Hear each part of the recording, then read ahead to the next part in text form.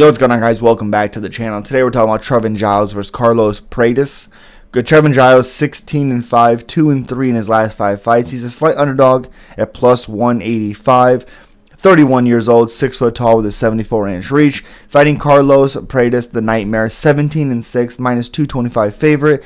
Pretty telling right there, him being the favorite on his UFC debut. 30 years old, 6'1" with a 78-inch reach, 1 inch taller with a 4-inch reach advantage. Now, again, out of 744 community predictions on Tapology, 85% of predictors think Prates is going to win this matchup. And I think that's a little interesting. Trevin Giles been in the UFC for a while now. Came in undefeated, has 11 finishes, but he's also been finished 5 times in his UFC. All 5 of his losses are in the UFC, and all 5 are finishes. 3 by submission, 2 by TKO or KO. He's 7-5 in the UFC. He has 3 finishes, but he hasn't looked good in his last couple fights. Was destroyed by Gabriel Bonfim. Did beat Luis Cosi, where not great. Did beat Preston Parsons by split decision, where some people actually thought Parsons won that matchup. I do think that's a little bit of a age okay. Did defeat Roman Dolidze by decision, was his first loss. Destroyed Bevan Lewis, who actually was Dana White was super high on. That didn't work out. Lost to Zach Cummings, where he looked good early, faded, submitted. Then he fought Jared Mershart, same thing. Looked good early, faded, was submitted. Destroyed Antonio Braganeto. Finished him. Finished James Boknovic. But these 2 finishes are back in 2017. He hasn't really looked the same. Did defeat, the guy that's banned from MMA for a lifetime, James Krause. Where James Krause should have won that fight. But we don't talk about that, I guess. Again, 7-5 in the UFC. All 5 losses are by finish. You look at Carlos Prates, 7 wins. So he was 10-6 before he went on this win streak.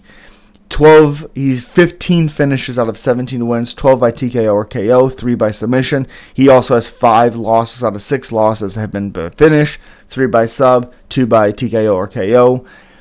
Again, in this 7-fight win streak, the best guy that he's fought is 21-7. He finished him in a head kick back in 2023.